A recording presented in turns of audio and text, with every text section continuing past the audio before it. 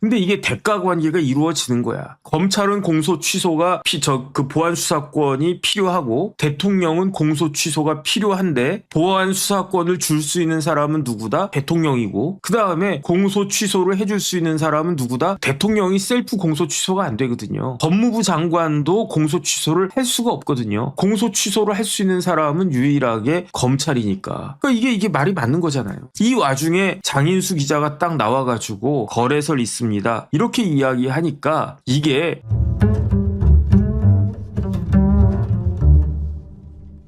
공소 취소에 대해서 간략하게 다시 한번 제가 말씀을 드리면 뭐냐? 첫 번째, 검찰은 전전긍긍한다고 그랬어요. 뭐에 전전긍긍하느냐?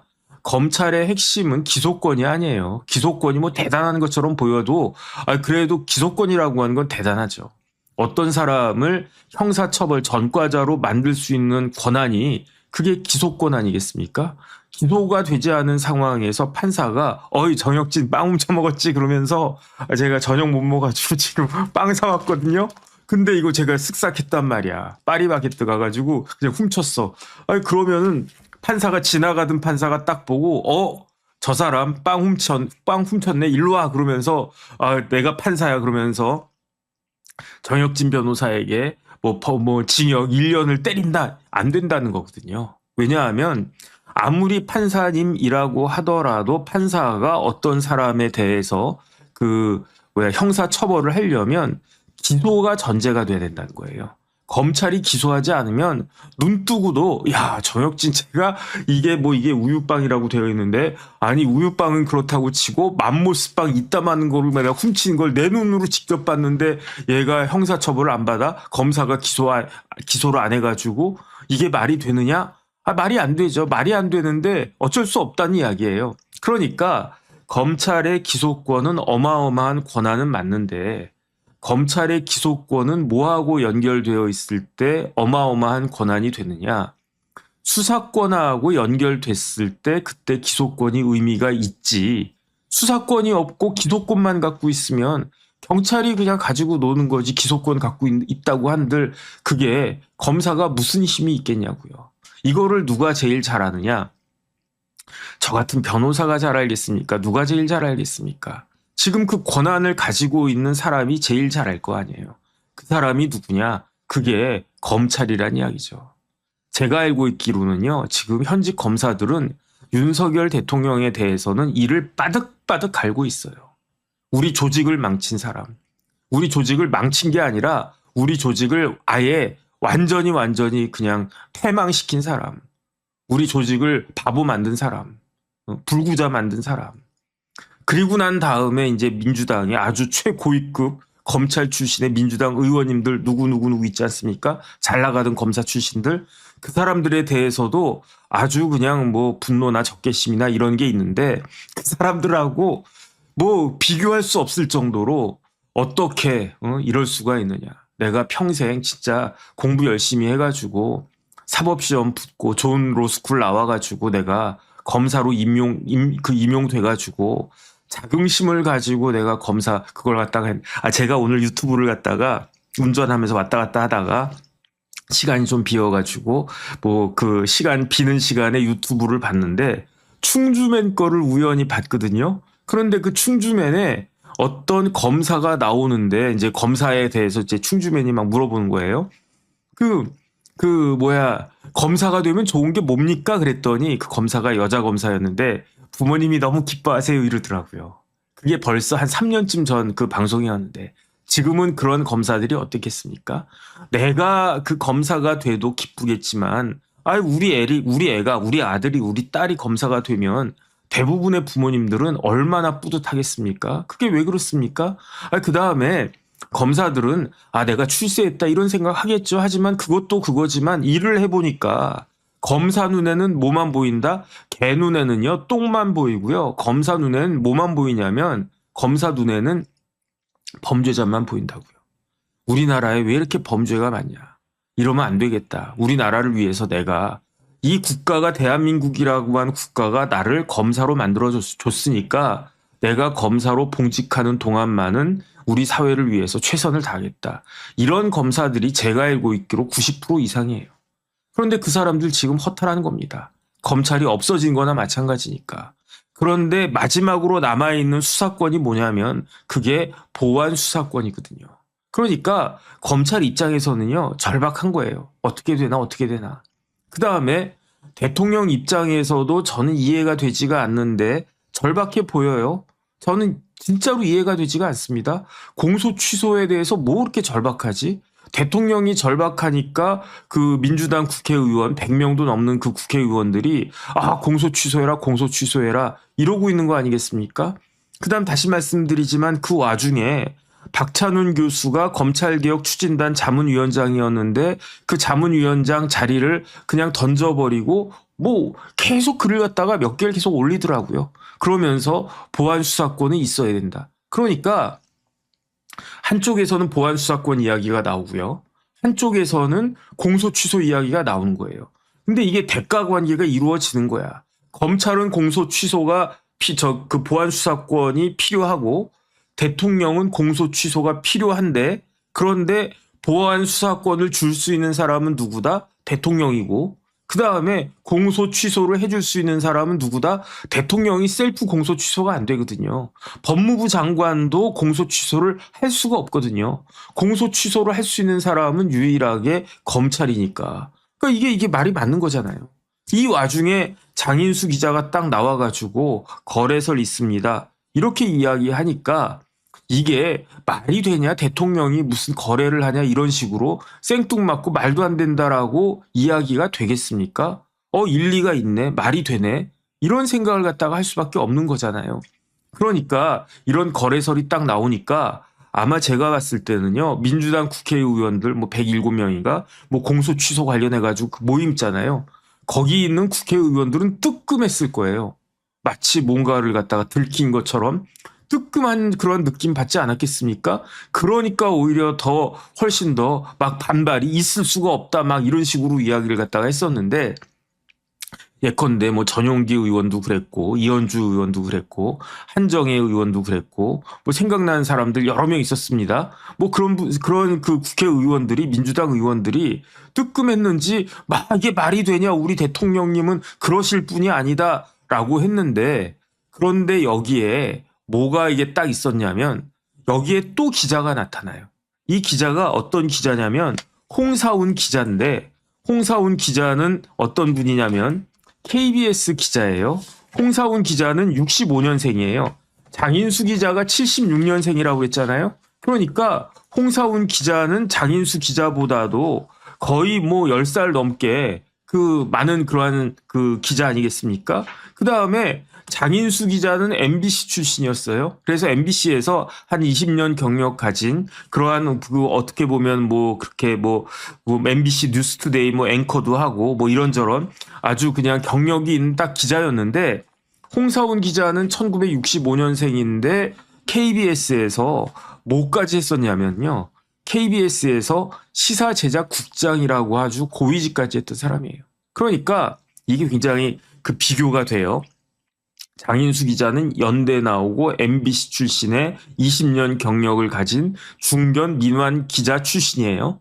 홍사훈 기자는 1965년 출신의 고대 나왔고 그 다음에 KBS에서 MBC에 대비되는 KBS에서 뭘 갖다가 했냐면은 시사제작국장을 했어요.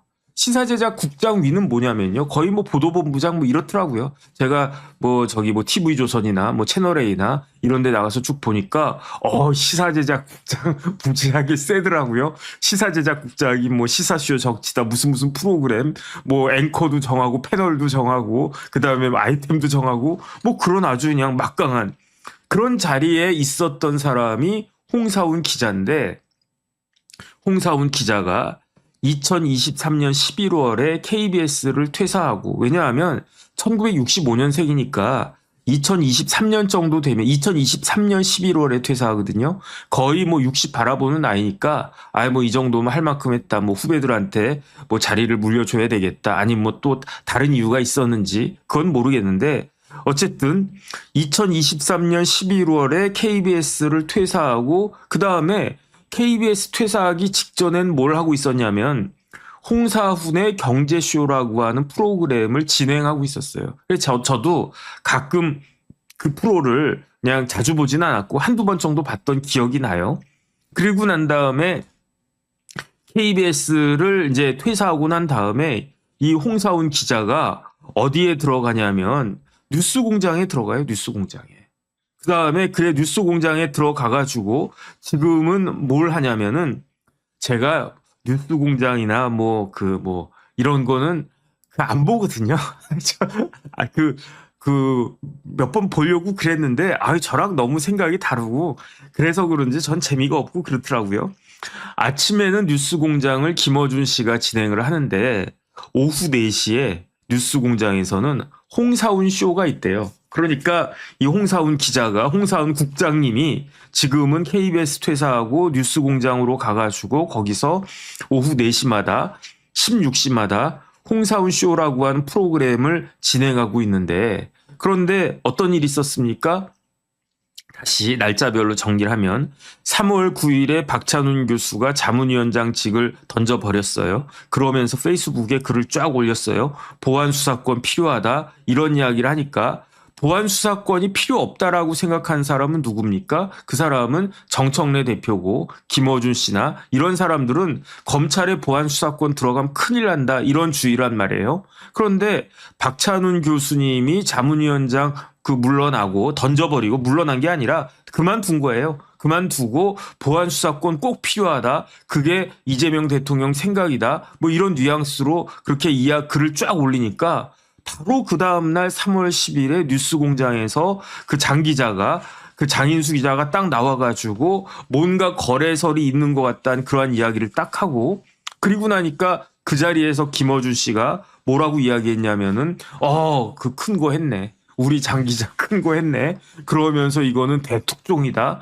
그러면서 후속 보도 나오겠네. 이런 이야기까지 하고 그러니까 그때는 오히려 민주당 친명계 쪽에서 그게 수세적인 그런 입장으로 저는 이해가 됐는데 그 다음날 3월 11일 오늘이 어떤 날이냐면요.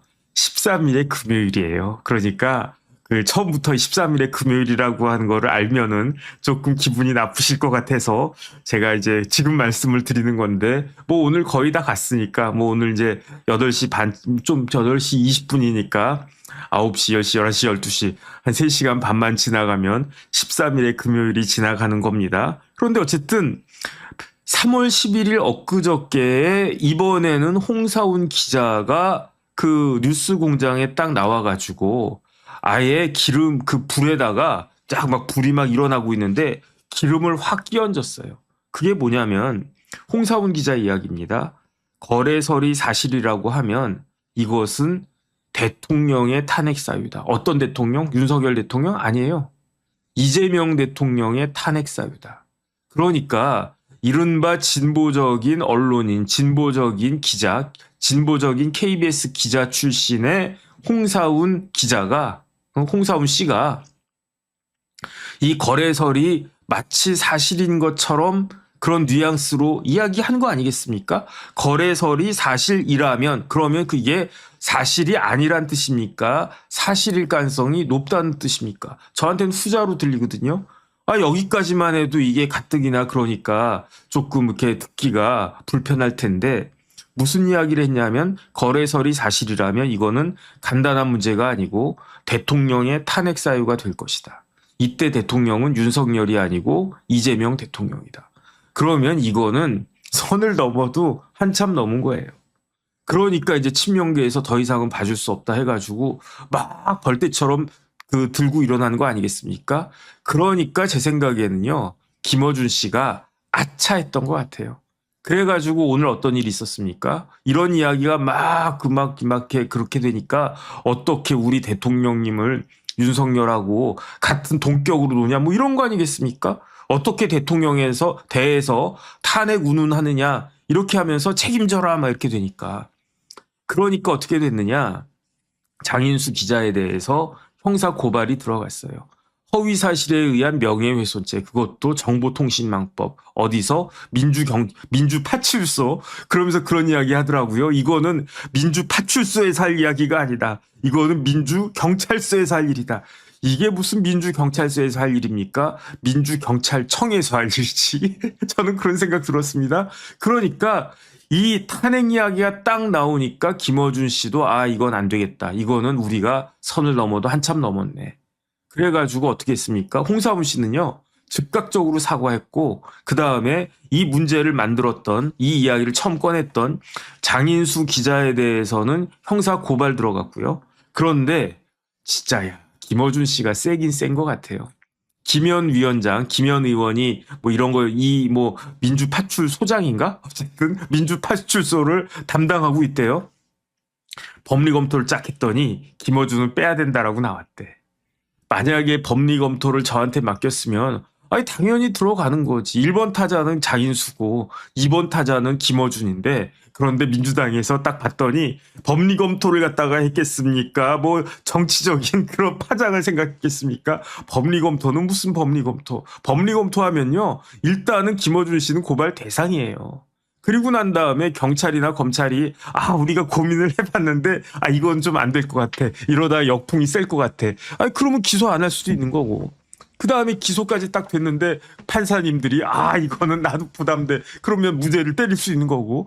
법리 검토는 그때 가서 하는 거지 무슨 그 당에서 이런 대통령에 대해서 탄핵 운운하는데 지금 임기 시작한 지 1년도 안 됐고 한 10개월밖에 안 된 대통령에 대해서 탄핵 운운하는 사람들에 대해서 법리 검토했더니 김어준 씨는 빠져야 된다라고 이야기하는 게 이게 말이 되겠습니까?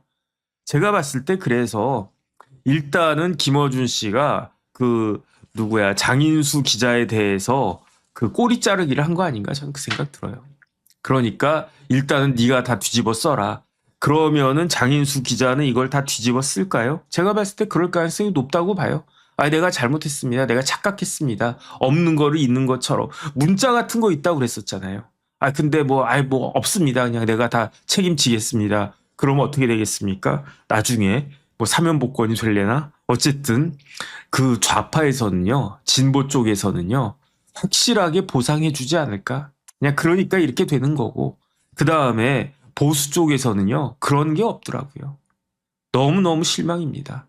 저는 다른 사람들은 잘 모르겠어요. 다른 사람들은 잘 모르겠는데, 딱 한 명에 대해서는 제가 저까지도 개인적으로 미안한 마음이 굉장히 큰데, 그 어떤 신문에서 며칠 전에 이 부분 이야기를 다뤘더라고요.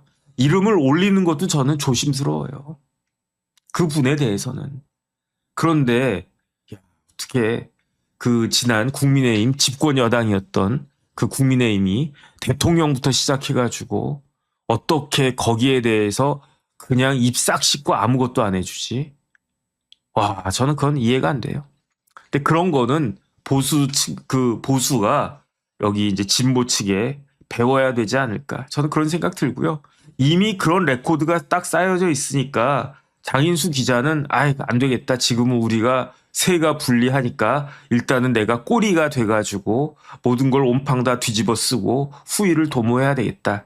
이러지 않을까 저는 그런 생각 들고요.